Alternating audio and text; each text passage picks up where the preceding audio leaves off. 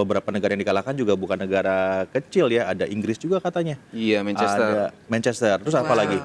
Ada Australia, ada Hong Kong. Oh, ini sih udah harus dapat penghargaan nih. Udah ada yang kontak belum dari DKI Jakarta?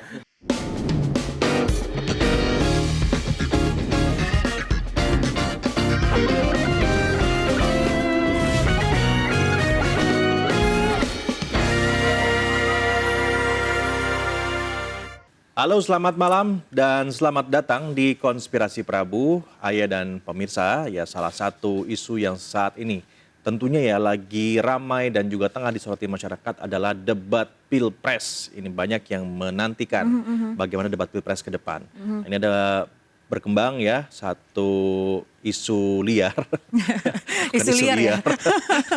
Dia berkembang inilah apa namanya informasi ya bahwa KPU ini kembali akan menggelar rapat pembahasan debat pasangan Capres dan Wapres bersama ketiga tim pasangan Capres-Cawapres. Ya, nah dalam rapat tersebut juga nih nantinya akan dibahas serta diputuskan juga format, kemudian tema, panelis serta moderator debat yang akan dipilih nanti ya Mas ya untuk debat ini. Dan sejauh ini pemirsa kalau sesuai dengan Undang-Undang Nomor 7 Tahun 2017 debat Capres ini dilaksanakan 5 kali dengan 3 kali debat untuk Capres dan 2 kali debat untuk Cawapres.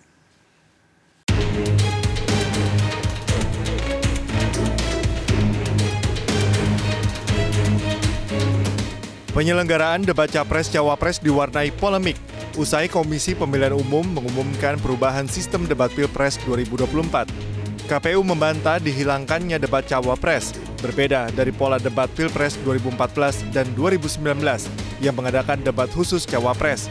Dalam Pilpres 2024, debat Cawapres tetap diadakan, namun dalam pelaksanaannya didampingi oleh calon presiden. Memang undang-undang itu tidak melarang pada saat debat Cawapres itu didampingi atau dihadiri oleh Capresnya, itu nggak ada larangan. Undang-undang menjelaskan 2 kali debat Cawapres. Nah di sini tentunya ketika debat Cawapres ya Cawapres lah yang menjadi aktor utama dalam debat tersebut. Nah sekarang pertanyaannya, kalau seandainya Capresnya hadir boleh nggak? Boleh. Pengamat politik menilai jika benar KPU menghapus wacana debat Cawapres, maka publik akan menganggap KPU telah melakukan kejahatan sipil.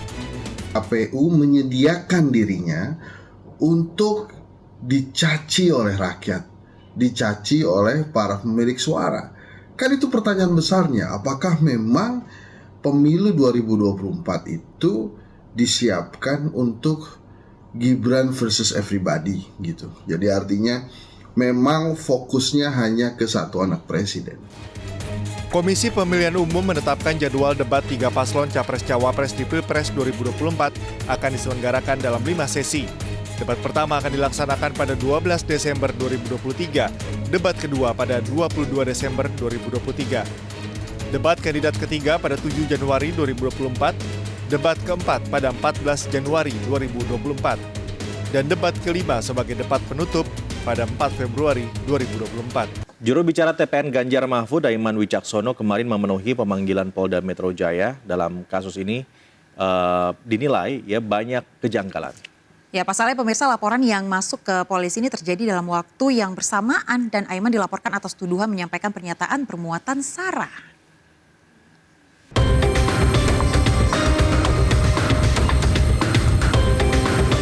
Juru bicara TPN Ganjar Mahfud, Aiman Wicaksono, diperiksa penyidik Polda Metro Jaya selama 5 jam dengan 60 pertanyaan. Aiman didampingi oleh tim kuasa hukumnya Roni Talapesi, Tapa S. Langkun, serta relawan Ganjar. Pemanggilan kali ini adalah yang kedua kalinya setelah pemanggilan pertama pada tanggal 1 Desember 2023. Aiman Wicaksono dipanggil polisi buntut pernyataannya dalam konferensi pers tim pemenangan Ganjar yang dianggap menyudutkan institusi Polri yang diduga tidak netral dalam pemilu 2024. Banyak kejanggalan dalam laporan yang dilayangkan kepada Aiman. Pasalnya, laporan yang masuk ke polisi terjadi dalam waktu yang bersama. Bahwa pelaporan terhadap saya ini juga sangat janggal, ya bukan hanya soal 6 laporan yang disampaikan kepada saya dalam satu hari secara serentak, tapi pasal-pasal yang dilaporkan kepada saya juga pasal yang luar biasa berat, yakni pasal ujaran kebencian terkait dengan SARA, suku, agama, ras, dan antar golongan. Saya juga bingung di mana kemudian aspek SARA-nya. lalu kemudian pasal ujaran kebencian terhadap SARA ini punya konsekuensi hukum yang tidak ringan, di atas 5 tahun penjara ancaman pidananya. Dan pada saat saya konferensi pers itu jelas saya mengatakan bahwa saya mendapatkan informasi ABC ya, bla bla bla, dan di ujungnya saya sampaikan bahwa mudah-mudahan informasi yang saya terima ini salah. Ini artinya memang untuk mengingatkan, bukan bicara untuk memfitnah, menyebarkan kabar bohong dan sebagainya. Ya. Seusai diperiksa, Iman menyampaikan pesan untuk masyarakat agar tidak takut untuk bersuara. Ya, Konspirasi Prabu akan segera kembali usai jeda.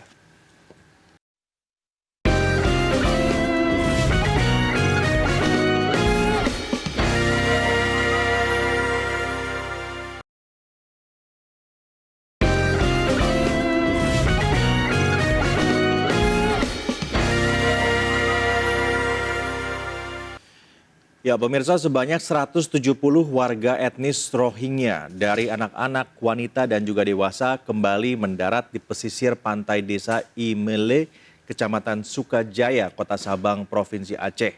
Namun kedatangan mereka ditolak oleh warga Sabang. Warga menolak kedatangan para pengungsi ini karena terbebani masalah ekonomi. Ya, Mas Prabu, dan juga ini perlu sekali adanya bantuan dari pemerintah. Sejauh ini juga pemerintah ini sudah memberikan bantuan kepada para pengungsi Rohingya ini.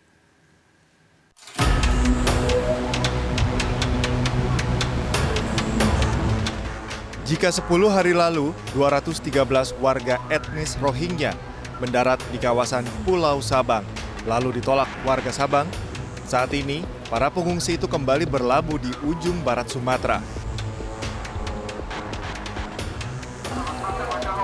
Setelah memberikan sejumlah bantuan, warga dan perangkat desa meminta para pengungsi segera dipindahkan dari desa mereka. Dan jika tidak dilakukan penanganan, maka warga akan memaksa para pengungsi untuk naik ke kapal mereka yang telah digunakan sebelumnya.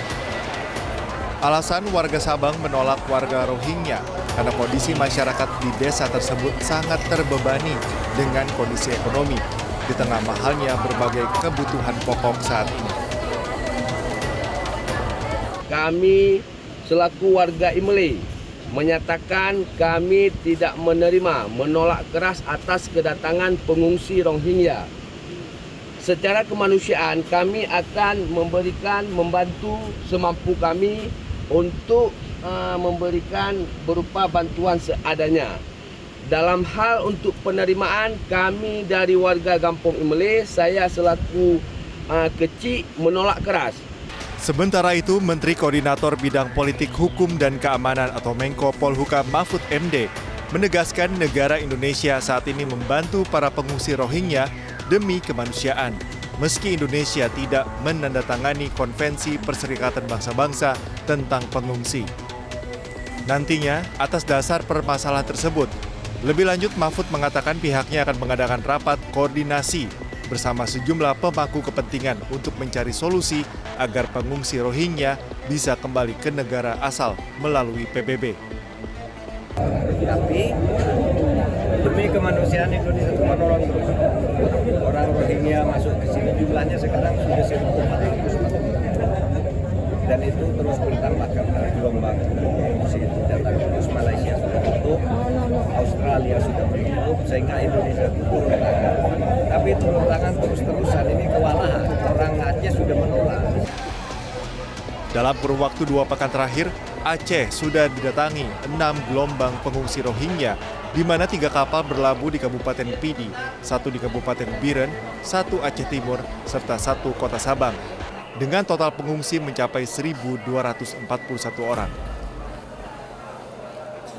Untuk membahas nasib para pengungsi Rohingya dan juga reaksi dari warga Aceh, kita sudah terhubung via Zoom dengan Bapak Mahyuzar, PJ Bupati Aceh Utara. Selamat malam Pak Mahyuzar.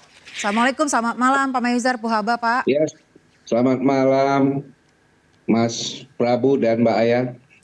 Ya, ini yang pertama, kita ingin mengkonfirmasi sejauh ini sudah berapa banyak ya pengungsi Rohingya yang berada di Aceh, Pak? Nah, ini dapat kami sampaikan bahwa gelombang pengungsi kita itu mereka datangnya secara bertahap. Yang ada saat ini, sepengetahuan kami, itu ada 400 jiwa itu berada di kota Luxmawe di Desa Puntet. Dan ini tempat lokasinya adalah di kantor bekas imigrasi Puntet. Tapi masuk wilayahnya Mas Prabu ini di kota Luxmawe, bukan di Aceh Utara. Tapi berdekatan kami. Jadi di Luxmawe ya, konsentrasi para pengungsi ini ya Pak Iya, Mahyuzar ya. satu lagi yang hadirnya mereka juga datang titik yang tempat singgahnya itu di kota Sabang. Oke. Ya. Pak Mahyuzar, tapi ada informasi menyampaikan bahwa para pengungsi ini banyak juga yang kabur dari kantor eksimigrasi itu, Pak. Seperti apa penanganan pemerintah daerah, Pak? Nah ini Mbak Aya, sebenarnya pemerintah Aceh kita tentu memahami betul, apalagi sudah pernah dikunjungi oleh Menko Polhukam, bahwa kita rasa kemanusiaan terhadap para pengungsi yang hadir. Namun kondisinya beberapa hal yang ini juga menjadi PR kami di daerah. Pertama adalah umumnya di beberapa titik yang tempat pengungsinya ingin mendarat, itu masyarakat kita memang menolak. Ini tentu ada alasan, karena apa? 2017 juga dulu itu pernah kita pengungsi itu pernah mendarat di daerah kita. Namun mungkin masyarakat kita ini sudah pengalaman yang dulu. Mungkin budaya dan adat istiadatnya tidak sama dan mereka sepertinya merasa kesulitan dan keberatan. Dan pada sisi yang lain juga masyarakat kami, apalagi saat ini di akhir-akhir tahun ini daerah Aceh ini beberapa titik ini lagi banjir, Mas. Dan juga beberapa sentral yang dikunjungi oleh Menko Polhukam, misalnya di daerah di Gampung di Melang Ado, di tempat kami dulu pernah ada shelter, ini lokasinya juga nggak bisa dimanfaatkan. Jadi memang menjadi kendala juga bagi teman-teman UNHCR mencari tempat di daerah kami. Seperti itu, Mas. Oke, baik. Terus untuk dari, kalau kita lihat kan banyak yang kabur nih Pak Mahyuzar. Ini apakah ada indikasi bantuan dari orang dalam Pak? Karena kan secara teknis itu agak sulit bagi mereka untuk kabur dari tempat pengungsian itu Pak. Kita tidak bisa memungkiri juga kondisinya existingnya di lapangan, banyak dari pengungsi itu tiba-tiba hilang itu, dia keluar. Jadi kita memang tidak begitu ya Pak ya, ini juga dari pengungsinya yang UNHCR atau AYOM itu bisa nanti Mas Prabu atau Mbak Aya bisa mempertanyakan. Iya. Jadi artinya memang ini dari pengungsinya juga dalam tanda kutip agak susah diatur begitu Pak ya? Boleh nggak saya menyebutkan seperti itu Pak? Kalau kami juga sependapat seperti itu. Mereka sepertinya punya kayaknya punya niat yang berbeda kalau kami lihat daripada bukan sekedar pengungsi saja mungkin. Iya. Nah, rencana pemerintah bagaimana Pak ke depan nih dengan seakan-akan sekarang ya UNHCR ini kan seolah-olah mengharuskan Indonesia menerima ya para pengungsi di Aceh. Lalu yang kedua di sisi yang lain juga warga ini menolak ya, ada resistensi. Yang ketiga juga kita dapati faktanya bahwa memang tidak mudah juga untuk bisa mengelola para pengungsi Rohingya ini begitu. Nah dari pemerintah bagaimana Pak rencananya? Kalau kita tidak dari provinsi mungkin bisa bertanyakan kepada pimpinan kami di Bapak PJ Gubernur. Tapi kalau kami berpendapat secara di kabupaten kami untuk Aceh Utara, kita berharap sebenarnya pihak UNHCR mau AYOM itu mungkin bisa mengusulkan ke pemerintah pusat. Ada beberapa pulau kita di daerah, misalnya posisinya di dekat dengan Aceh, itu dekat dengan Pulau Sabang itu ada pulau. Ada pulau-pulau yang masih kosong, kenapa tidak di sana ditempatkan? Dan ini tentu akan lebih mudah dikontrol oleh teman-teman UNHCR ataupun oleh AYOM. Ini mungkin yang sangat bijaksana Mas, kalau memang ini bisa dilakukan oleh AYOM maupun UNHCR dengan kerjasama tentu dengan Kementerian Luar Negeri ataupun dengan dari pihak Menko Polhukam di pusat. Baik Pak Mahyuzar, ini semoga juga segera tuntas ya permasalahannya. Saya dengar juga kan Pak Menko Polhukam sudah ditugasi oleh Presiden ya untuk segera menangani masalah pengungsi Rohingya ini sehingga bisa segera berkoordinasi langsung dengan pemerintah daerah juga begitu tentang penanganan yang terbaik untuk para pengungsi Rohingya ini. Terima kasih Pak Mah Yuzar, PJ Bupati Aceh Utara sudah berdialog bersama kami di Konspirasi Prabu.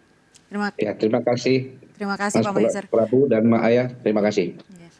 Jadi itu Mas tadi kalau Ayah cek-cek media sosial nih Mas ya, banyak juga netizen yang katanya takut juga kalau para pengungsi ini dipindahkan ke sebuah pulau. Takutnya katanya menginvasi pulau tersebut. Bahkan di Indonesia sendiri tuh banyak orang-orang miskin yang seharusnya lebih diprioritaskan seperti itu. Iya, walaupun memang juga kita harus ketahui memang ada kesepakatan ya pada undang-undang pengungsian itu, pengungsi itu harus dimanusiakan dulu. Itu kewajiban negara terdekat atau negara yang paling available ya untuk didatangi. Walaupun juga kita tahu juga secara fakta bahwa negara-negara di Eropa begitu ya sudah banyak yang menolak pengungsi Rohingya ini, bukan saja hanya Indonesia ya. Nah sekarang ini Indonesia baik dalam tanda kutip ya, yang memang mau menerima pengungsi Rohingya untuk dimanusiakan terlebih dahulu. Karena memang harus diterima, dan ya, Mas, ya? diusir itu tidak bisa di laut, harus di darat. Jadi undang-undangnya atau peraturannya itu harus diterima dulu di daratan, baru kemudian di treatment. Nah, mesti ada mekanisme untuk mengembalikan ke negara awal atau ke negara yang ditunjuk oleh UNHCR. Jadi UNHCR juga ini punya kepentingan atau punya peran ya yang sangat strategis untuk menentukan di mana sebaiknya pengungsi Rohingya ini diterima. Oke, baik. Jadi kita nanti akan update terus ya Mas ya, seperti apa perkembangannya terkait dengan pengungsi ini. Nah pemirsa juga nih, kita selanjutnya ada petugas Damkar DKI Jakarta ini yang meraih 5 penghargaan di kompetisi pemadam kebakaran internasional. Kita jeda dulu ya Mas ya. Oke.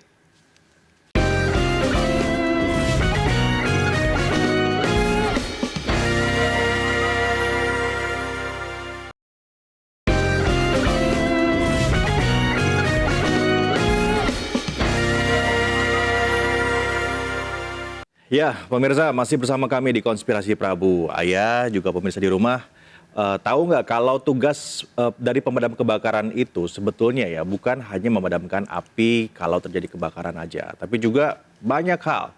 Misalnya nih membantu proses evakuasi, kemudian juga menjadi garda terdepan saat terjadi kecelakaan dan juga banyak lagi hal yang lain ya. Jadi sebenarnya belakangan ini juga dikit-dikit pemadam kebakaran, dikit-dikit kejebak cincin aja manggilnya pemadam kebakaran. Pemadam ya, kebakaran. Mas, ya. Ini juga suatu hal kalau yang dilihat di sosial media kan banyak banget ya. Tadi yang cincinnya masuk, pemadam kebakaran yang menghandle. Ada ular gitu. juga pemadam kebakaran. Pemadam kebakaran juga. Jadi sebenarnya apa sih kerjanya pemadam kebakaran itu? Nah ini dia nih, ini yang paling menarik nih pemirsa, kita simak aja langsung bagaimana perjuangan dari tim Damkar dalam berbagai upaya penyelamatan.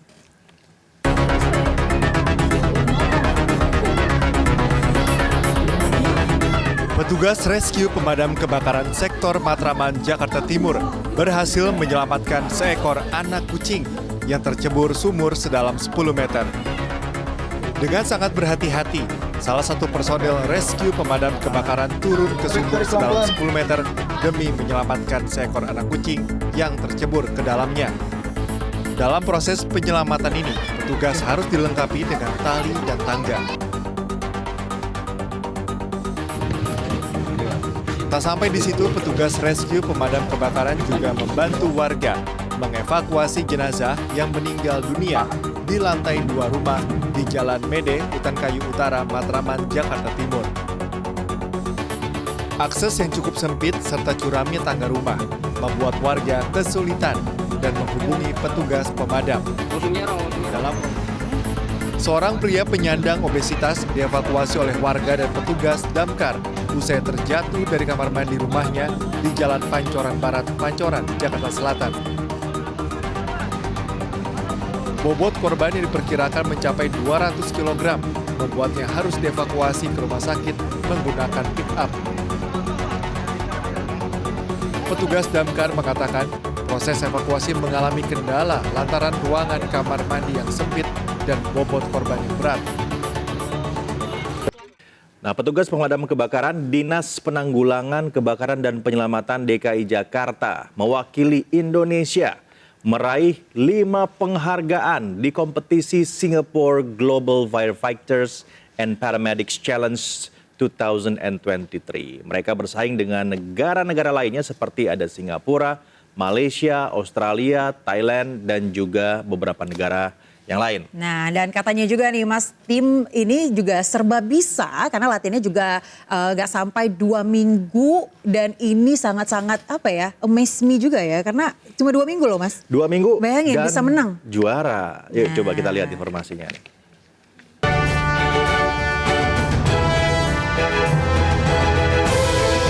Petugas pemadam kebakaran Dinas Penanggulangan Kebakaran dan Penyelamatan DKI Jakarta mewakili Indonesia di salah satu kompetisi Singapore Global Firefighters and Paramedics Challenge SGFPC 2023.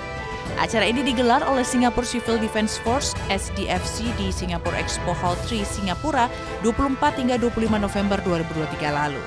Acara ini diikuti oleh 14 negara, yakni Singapura, Malaysia, Indonesia, Filipina, Vietnam, Thailand, Brunei Darussalam, Australia, Luxembourg, Macau, India, Myanmar, Inggris, dan Hong Kong. Dalam kategori perorangan, perwakilan Indonesia, Fadila Bunyamin menyabet juara pertama kategori Braveheart Team Challenge, sementara Budi Paryono dan Andi Putra Erlambang mendapat juara 4 di kategori yang sama. Di kategori tim, Budi Prayono mendapat penghargaan Best Research Application, Andi Putra Erlambang mendapat Best Safety Application, dan Fadila Bunyamin mendapat Best Planning Team. Kepala Dinas Gulkarmat DKI Jakarta, Satriadi Gunawan, mengapresiasi prestasi yang diraih oleh timnya. Ia berharap prestasi ini bisa meningkatkan kinerja Dinas Gulkarmat DKI Jakarta.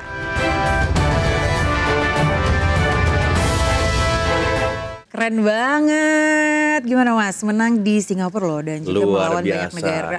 Nah, pemirsa, untuk langsung yang menggali informasi dari mereka sudah kami hadirkan di studio kita ya para juara Singapore Global Firefighters and Paramedics Challenge 2023. Ada kawan-kawan yang ada di sini. Selamat malam semuanya. Selamat malam. Congrats. Jadi Terima kemarin kasih. pada ke Singapura dong ini semua. Iya betul. Wah, luar biasa nih. Ini juara-juara kita nih. Ayo. Keren banget. Ada 6 orang. Ini 6-6-nya ikut perlombaan ya Mas atau gimana? Oh enggak, yang ikut lomba hanya berlima. Oke, kalau Mas Suhudi sendiri mungkin boleh perkenalan diri dulu. Ya, saya di sini selaku koordinator tim Oke. untuk Ya. kontingen dari Jakarta untuk mengikuti Singapore Global Firefighter and Paramedic Challenge tahun 2023. Ini yang ikut berlima di antara Berlima. siapa aja yang ikut di sini? Kami semua ini berlima. Oh, Mas Iya. Suhudi ininya apa koordinatornya? Iya. Jadi ini sebetulnya perlombaan apa sih? Mungkin Mas Suhudi bisa jawab dulu. Ya, di sini ada 3 item perlombaan di Singapura sendiri. Itu yang pertama adalah privat individu yang di sini menampilkan atau menunjukkan kemampuan seorang petugas pemadam kebakaran dan yang paling menonjol di sini adalah ketahanan fisik dari seorang pemadam kebakaran dan juga teknik dalam melakukan pemadaman maupun penyelamatan. Wah, keren banget. Tapi mungkin sebelum dilanjutkan penjelasannya di perkenalan dulu kali ya Mas ya. Ini, Oh, iya. ini idaman cewek-cewek wanita-wanita. Aduh, salah ngomong lagi saya nanti nih. Boleh Ini Pak? yang mau kenalan Ya. kamu kali Ayah. Coba deh kamu. Coba gitu, jangan saya. Pak Suhudi mungkin ya bisa Siap. perkenalan personel-personelnya Baik, kali ya. saya sendiri Suhudi, saya selaku koordinator tim, dan di sini ada Mas Torik, ya, ini peserta lombanya, dan ada Mas Fadila, yang di belakang ada Mas Andi dan Mas Budi, yang paling terakhir paling imut ini Mas Dwi Wahyono. Mereka semua adalah peserta untuk skill kompetisi di Singapura kemarin. Iya, luar biasa loh pemirsa. Jadi ini teman-teman dari Damkar DKI Jakarta gitu ya. Dan kemudian berlomba di Singapura dan mengalahkan banyak negara di sana sehingga menjadi juara. Beberapa negara yang dikalahkan juga bukan negara kecil ya. Ada Inggris juga katanya. Iya, Manchester. Ada Manchester. Terus apa lagi? Ada Australia, ada Hong Kong. Oh, ini sih udah harus dapat penghargaan nih. Udah ada yang kontak belum dari DKI Jakarta? Pak Suhudi? Iya, informasinya sih mau diundang sama Pak PJ Gubernur. Oh gitu. Iya saja. Tinggal Tapi nunggu ini jadwal. Mas tahu nggak sih kalau udah hadir di Konspirasi Prabu, Mas Prabu suka ngasih surprise gitu? Gimana kalau kita hubungin langsung aja? Nah itu, dia punya kok langsung. Selamat malam. Selamat malam. Wah, ada di belakang. Waduh, Mungkin kita surprise banget. Masnya lihat sana ya, lihat sana ya. Ini Alhamdulillah. TV ya, ini lihat sini deh. Pak Heru apa kabar? Pak Gub. Ya, terima kasih News. Ya.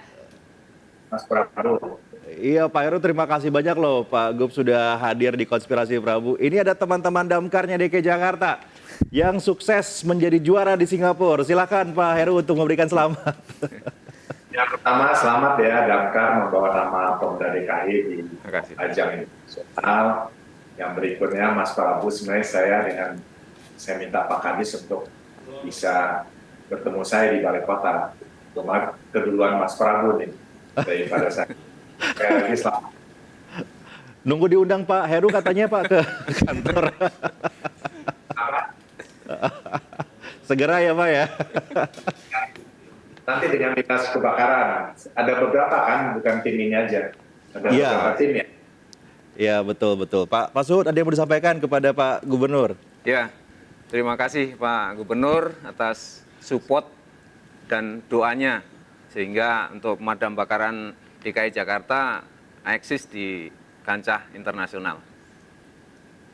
Dan beliau-beliau ini yang dulu beberapa bulan yang lalu yang kebakaran terakhir di Lumpang, ya Dinas Kebakaran DKI yang mengambil risiko untuk menutup palok ya?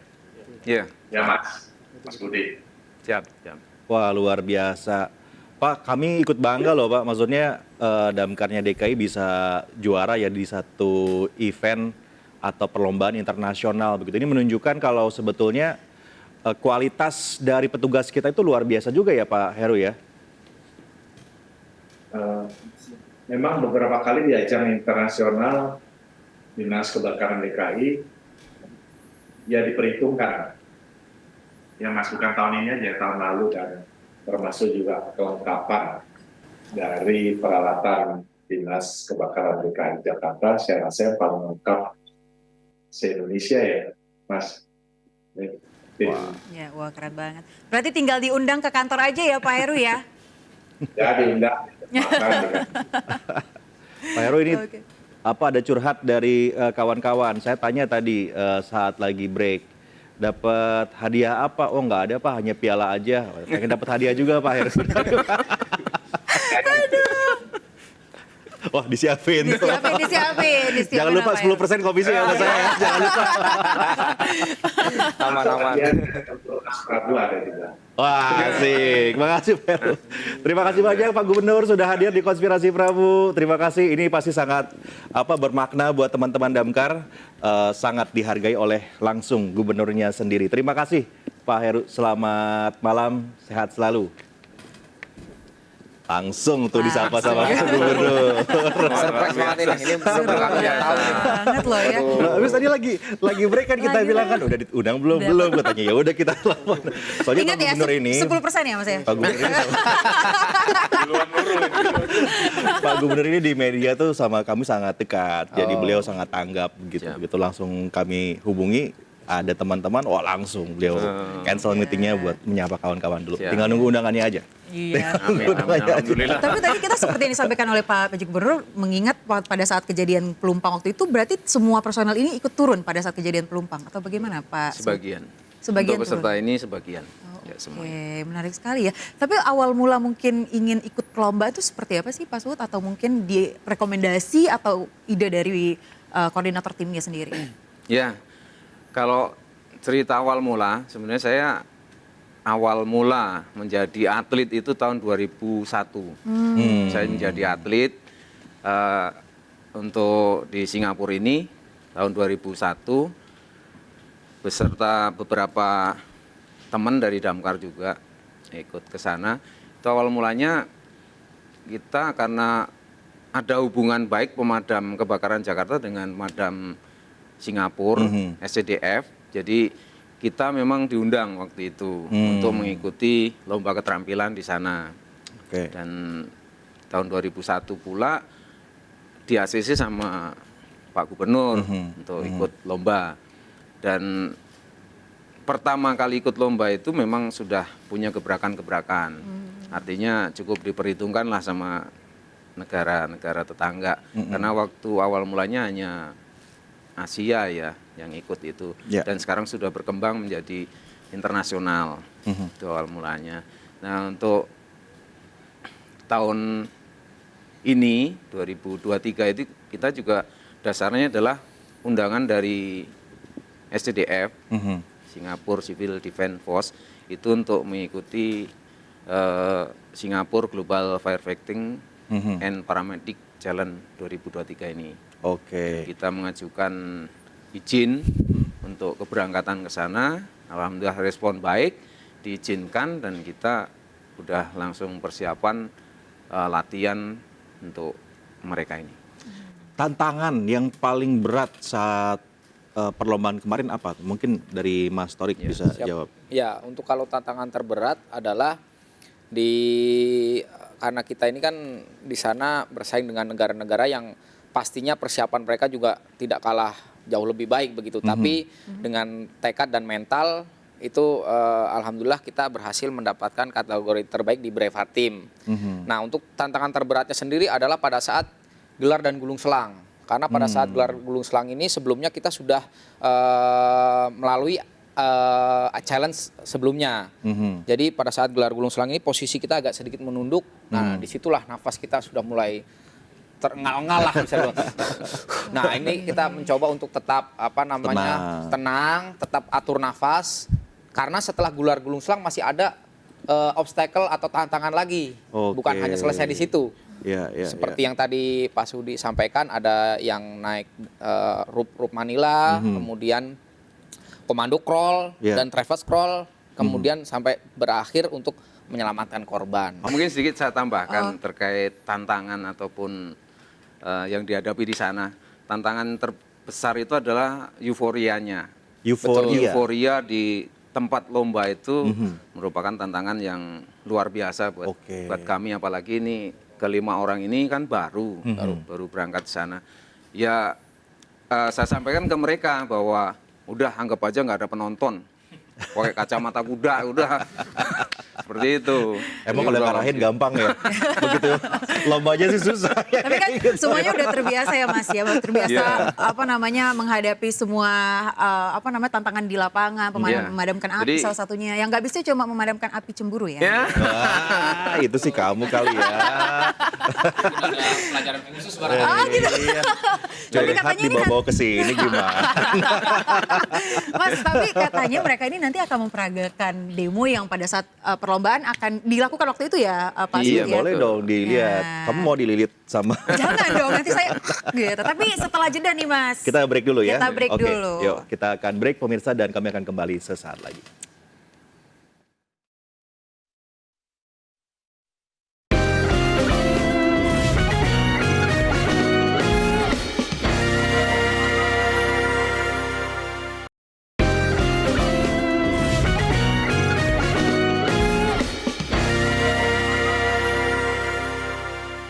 Ya, masih bersama kami di Konspirasi Prabu. Saya tuh mau tanya sebetulnya sama teman-teman Damkar itu. Sekarang kan kalau lihat di konten-konten sosmed ya, teman-teman Damkar ini kan sering menangani hal-hal yang tidak terduga gitu.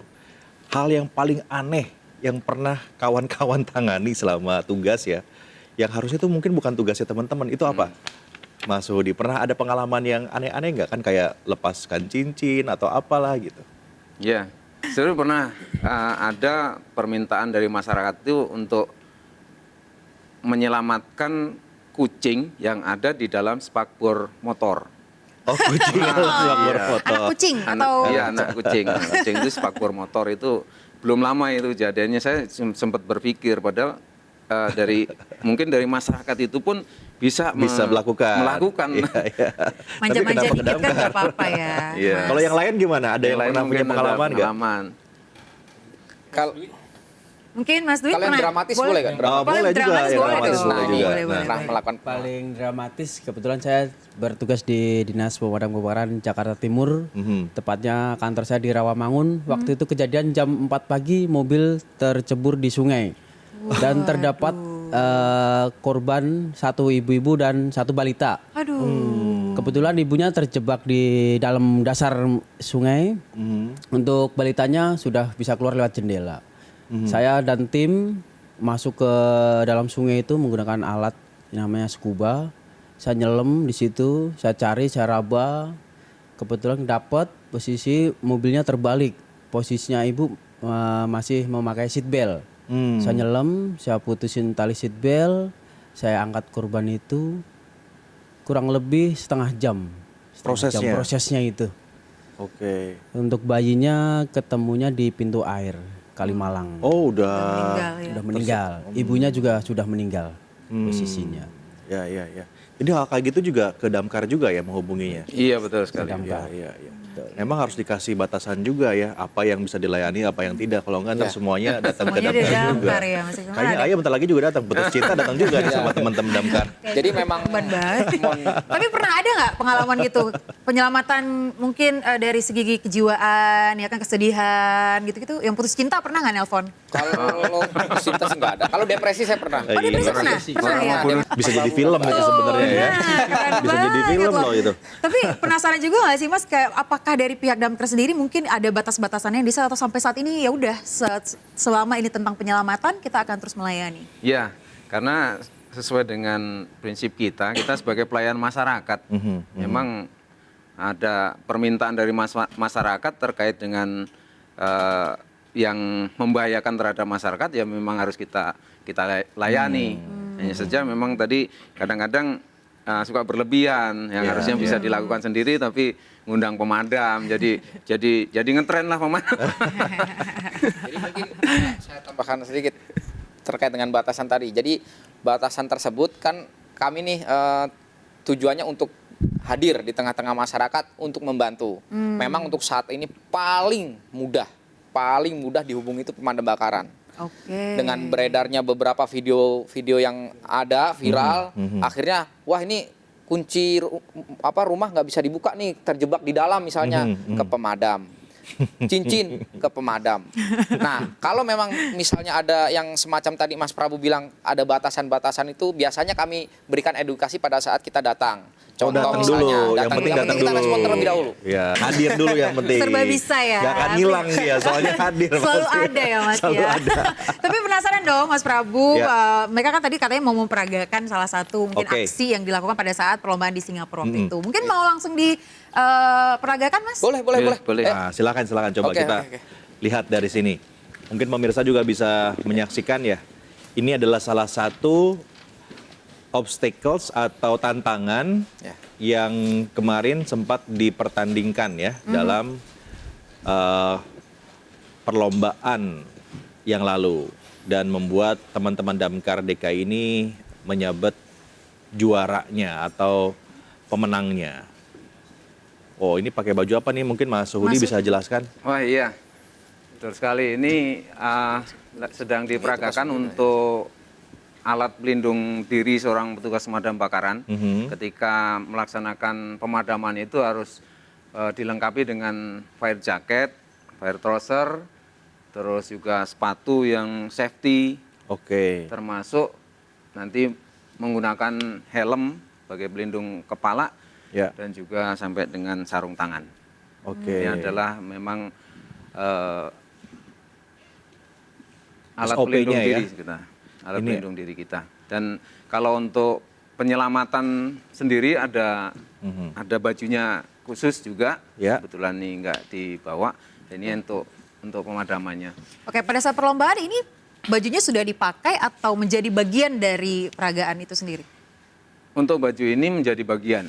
Oh, oke. Menjadi bagian di dalam lomba itu, tapi untuk pelaksanaan lomba kita diberikan keleluasaan untuk boleh pakai dan juga boleh tidak, karena ada item-item yang penyelamatan itu kan memang nggak harus pakai baju ini. Dan ini untuk persiapan kemarin yang selama 2 minggu itu, ini salah satu metode untuk melatih fisik mereka, Mbak Aya. Jadi dengan Karena bajunya berat juga nih kalau dilihat jadi ya. mereka Lumayan pakai terus lari siang hari itu. Pakai jaket ini? Pakai jaket itu. Langsung kurus deh kayaknya saya kalau saya yang Iya. pakai. Bisa buat diet nih kayak ini, latihan kayak begini. Nah, tuh resolusi 2024.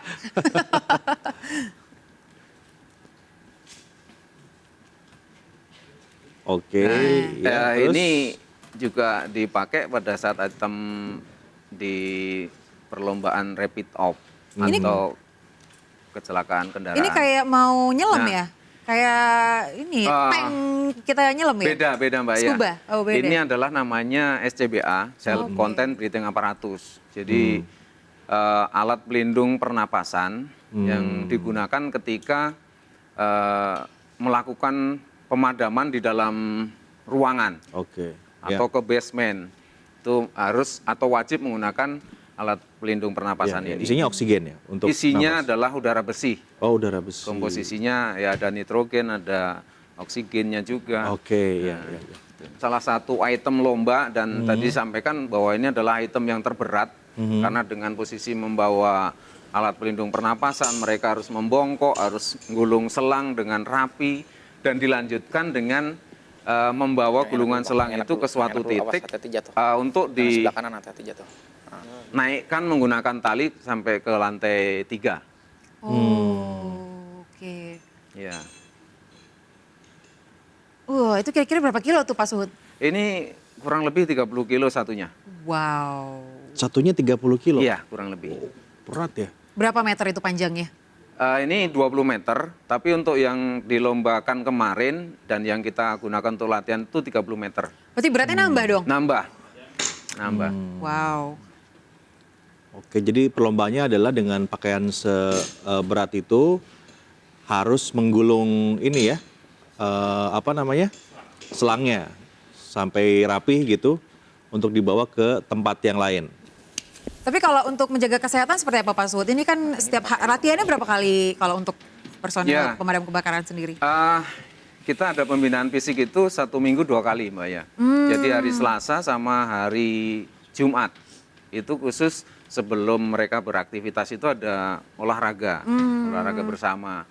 Dan selain itu juga mereka memang dituntut hariannya di rumah itu untuk menjaga kebugaran fisik mereka. Dan selama setiap 6 bulan sekali itu ada tesnya mereka untuk kebugaran jasmaninya. Oke, baik. Ini kan kalau selama ini kan kita dengar yel polisi, TNI. Kalau kita pengen dengar dong Yel dari Damkar sendiri gimana? Boleh dong. Oke, siap ya. Siap. Siapa kita? Damkar Jaya. Sukses Jakarta untuk Indonesia. Wih, keren. Oke, gimana, terima Mas? kasih teman-teman dari Damkar sudah hadir di Konspirasi Prabu. Jadi kita sekarang tahu banyak ya, tugas Damkar itu ternyata berat. Ya, tidak mudah. Makanya teman-teman dan juga pemirsa di rumah ya mesti melihat profesi Damkar ini sebagai profesi yang mulia ya, karena bukan hanya mademin api, penyelamatan itu ada juga dalam lahir batinnya seorang Damkar. Keren banget. Ini penting untuk yang menjadi keluarga dari para personel ini beruntung sekali ya. Punya keluarga terdekat yang jiwa penyelamat gitu. Iya, makasih banyak sudah hadir ya, Mas, di semuanya, Konspirasi Prabu dan juga Prabu, pemirsa di rumah. Perbincangan tadi menutup perjumpaan kita kali ini di Konspirasi Prabu. Saksikan inspirasi lain di Konspirasi Prabu berikutnya. Saya Prabu Revolusi. Dan saya Yunus pemirsa, kita ketemu lagi di Konspirasi Prabu berikutnya. Sampai jumpa.